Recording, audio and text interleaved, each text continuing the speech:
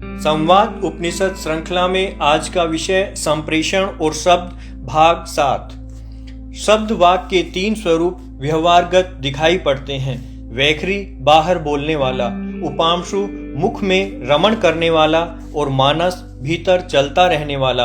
उपांशु में वाक का वह स्वरूप होता है जिसमें शब्द, भाषा, विचार, पढ़ना, सुनना आदि सम्मिलित होता है। वाक बाहर नहीं भीतर सुनाई देती है, अन्य को सुनाई नहीं देती है। उपांशु मन का क्षेत्र है।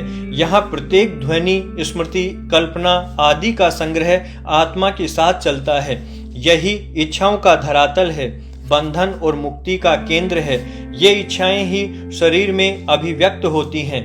हर विचार के साथ उसी का द्वैत भाव भी उठता रहता है। यह भ्रमित करने का कार्य करता है। भय, क्रोध, लोभ आदि नकारात्मक भाव भी यहीं विचारों के जुड़ जाते हैं।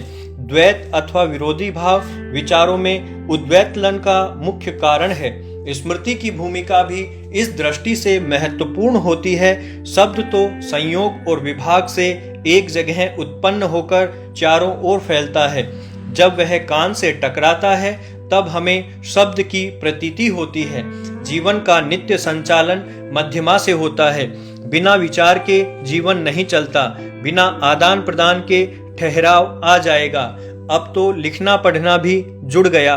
उपासना, जप, प्रार्थना, भक्ति, संगीत सभी कुछ तो शब्दों के संसार का अंग है। हम कह सकते हैं कि मन और शब्द अविनाभाव है। मन को व्यक्त होने के लिए शरीर तक पहुंचना पड़ता है। यह प्राणों की क्रिया है। मन के विचार शरीर तक पहुंचकर या तो वैखरी में प्रकट होते हैं अथवा क्रिया रूप होकर अर्थवाक बन जाते हैं।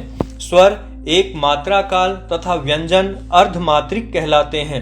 अतः स्वर 2 अर्धमात्रा से बनते हैं। अक्षर की व्याप्ति 9 बिंदुओं तक होती है। व्यंजन रहित स्वर भी अक्षर कहलाता है। स व्यंजन स्वर का 9 बिंदु स्फोट आयतन होता है। 9 बिंदु प्रदेश तक के व्यंजनों को स्वर रूप अक्षर आत्मसात करने में समर्थ होता है। शब्द ब्रह्म के अक्षर में भी उक्त, अर्क एवं ऐशिति 3 भाग होते हैं। 9 बिंदुओं में 2 बिंदु का स्वर, 5वां और 6ठा बिंदु उक्त या आत्मा होता है। शेष 7 बिंदु अर्क कहलाते हैं। ये अर्क अपने मंडल में क्षर रूप व्यंजन को आत्मसात कर लेते हैं।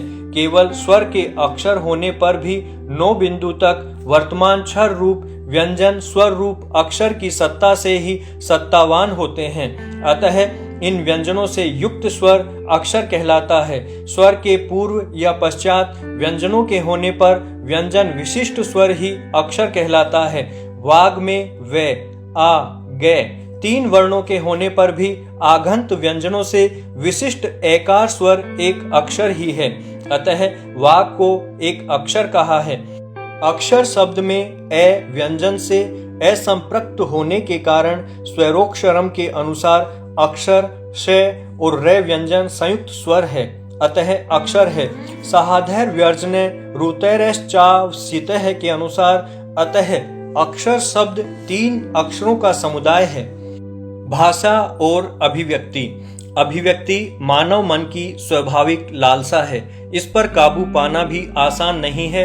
यह चिरस्थायी है। सभी कुछ कह लेने के बाद भी मन में आभास बना रहता है कि शायद कुछ छूट गया अथवा पता नहीं मेरी बात को सामने वाले ने सही संदर्भ में समझा होगा कि नहीं आदि। अभिव्यक्ति के गुण के कारण ही तो मानव विशेष प्राणी माना गया है। मानव के विकसित मस्तिष्क ने अभिव्यक्ति की अनेक भाषाएं तैयार कर दी, अनेक माध्यम खोज निकाले और देखते ही देखते वह आज अभिव्यक्ति के एक बड़े जंजाल के बीच फंस गया और उसे इसका आभास तक नहीं हुआ। आज रेडियो, टेलीविजन, अखबार सब कुछ अभिव्यक्ति के माध्यम ही तो हैं, जो केवल सूचना ही नहीं देते। सिनेमा, नाटक आदि की अभिव्यक्ति प्रभावशील होने के कारण ही लोग इन्हें देखते हैं। हमारी संस्कृति इस अभिव्यक्ति के कारण ही पीढ़ी दर पीढ़ी विकृत हो रही है। गीत, संगीत, कला, लोकनाट्य सभी कुछ अपनी अपनी भाषा में कुछ न कुछ कह रहे हैं। इस अभिव्यक्ति का मूल है भाषा। चूंकि अभिव्यक्ति के धरातल अलग अलग होते हैं, विषय अलग अलग होते हैं, अतः भाषा के भी धरातल अलग अलग होते हैं। इसी के अनुरूप अभिव्यक्ति होती है। शरीर की अपनी भाषा है, बुद्धि की अपनी भाषा है, मन की अपनी भाषा है, समाज और राष्ट्र की अपनी भाषा होती है। इन सब के बीच मातृभाषा का भी अपना विशिष्ट स्थान है। हर व्यक्ति के व्यक्तित्व में मातृभाषा के अंकुर समाहित रहते हैं। व्यक्ति की पहचान बनाए रखने में भी मातृभाषा की अपनी भूमिका होती है। कहने को तो भाषा अभिव्यक्ति का माध्यम है, किंतु आज यह भी देखने में आता है कि भाषा स्वयं ही विषय बनती जा रही है। लोग भाषा पढ़ते हैं, पढ़ाते हैं, किंतु अभिव्यक्ति का धरातल छूटता जा रहा है। इन अर्थों में अंग्रेजी भाषा का महत्व हमारे यहाँ जिस तेजी से बढ़ा है, वही अंग्रेजी साहित्य में वर्णित जीवन क्रम, संस्कृति और व्यवहार भी अपनी जगह बनाने लगे हैं। और देखते ही देखते व्यक्ति भारतीयता के विभिन्न पहलुओं से अनभिज्ञ होता जा रहा है। सब जानते हैं कि अंग्रेजी भारत की मातृभाषा नहीं है, उसको लादा गया है और हम उस भार को ढो रहे हैं। अन्य बुद्धिजीवियों के मस्तिष्क में देश की संस्कृति की अवनति के अन्य कारण हो सकते हैं, किंतु पूर्वाग्रह छोड़कर विचार करने पर मातृभाषा का त्याग ही इसका मूल कारण मिलेगा। क्या राष्ट्रीय जीवन में यह कोई छोटा नुकसान हो रहा है, अथवा आधी रोटी के लालच में हम सारी पूंजी गंवा रहे हैं? क्या भाषा को भी पढ़ने की आवश्यकता होती है? अपनी भाषा को तो पढ़ने की अधिक जरूरत नहीं पड़ती, क्रमशः अभ्यास से वह तो जीवन का अंग स्वतः बन जाती है। आज किसी ग्रामीण अनपढ़ से हम बात करके देखें, उसकी भाषा में अनेक मुहावरे, अनेक कहावतें एवं जीवन का सटीक चित्रण हमें मिलेगा। इसके लिए उसको किसी स्कूल में नहीं जाना पड़ा था। जीवन का सारा दर्शन वह मातृभाषा के जरिए सहज ही सीख गया। यदि वह भाषा सीखने जाता तो शायद इतना सीख ही नहीं पाता।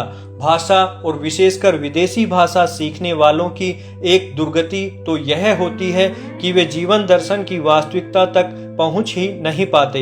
वे तो भाषा की चकाचौंध में ही खोकर रह जाते हैं, साधन को ही साध्य समझकर जीते हैं। भाषा हमारी मानसिकता को बदल देती है।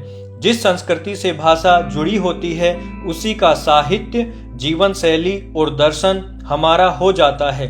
पराई भाषा धीमे विष का कार्य करती है। एक ही घर के लोगों के विचार भेद आप देख सकते हैं। यदि वे अलग अलग भाषाएं काम में लेते हैं तो उनकी चर्चा भी अलग अलग ही होगी। चूंकि भाषा और व्यवहार में भी अंतर होता है, अतः पराई भाषा की शब्दावली भी शब्दार्थ के आधार पर ही ग्रहण की जाती है। भावार्थ अथवा व्यवहार वहां गौण हो जाता है। उदाहरण के लिए डिनर को रात्रि भोज के नाम से जाना जाता है, किंतु किसी भी देश में रात्रि में खाना व्यवहारिक रूप से होता ही नहीं है। केवल जैन समुदाय ही शाम को खाता है। यूरोप, अमेरिका के मूल निवासी तो सभी शाम 7 साढ़े 7 तक खाना खा चुके होते हैं, जबकि हमारे यहाँ 8 बजे तक तो कोई डिनर तक पहुँचता ही नहीं है। डिनर का अर्थ ही रात्रि 10 बजे खाना हो गया है, चाहे अगले दिन सबका पेट खराब हो जाए। इतना ही नहीं, दैनिक चर्या में भी घर में लंच और डिनर की अवधारणा चल पड़ी है, जो कि हमारी जीवन शैली से मेल ही नहीं खाती। आज व्यापारी, अधिकारी सभी लंच के लिए घर जाने लग गए, जबकि विदेशों में लंच का यह अर्थ कहीं नहीं है।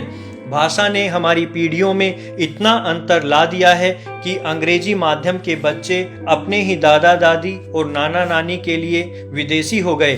बच्चे क्या पढ़ते हैं बड़ों की समझ में नहीं आता। बड़े क्या कहते हैं बच्चों को उपयोगी नहीं लगता। अनजाने में भाषा ने घर में ही अदृश्य दीवार सी खड़ी कर दी है।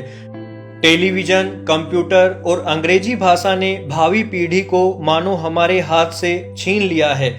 माँ बाप अवश्य प्रसन्न हैं कि उनके बच्चे अंग्रेजी में होशियार हो रहे हैं। वे नई शिक्षा के साथ अच्छी नौकरी कर सकेंगे, पर भविष्य कैसा बन रहा है यह तो हमारे सामने है।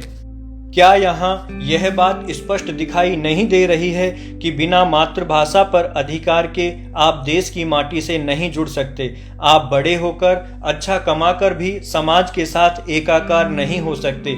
अलग अलग भाषाओं के अपने समाज अवश्य संप्रदायों की तरह खड़े हो जाएंगे। जैसा कि आज डॉक्टर, वकील, सीए, एमबीए जैसे व्यवसाय एक सी भाषा के आधार पर नए संप्रदाय के रूप में खड़े हो गए हैं, किंतु अपनी माटी का चिंतन तो हर भाषा नहीं दे सकती। यदि अपनी माटी की सुगंध नहीं आए तो भाषा किस काम की, वैभव किस काम आया? पराई भाषा अपने ही देश में व्यक्ति को पराया कर देती है।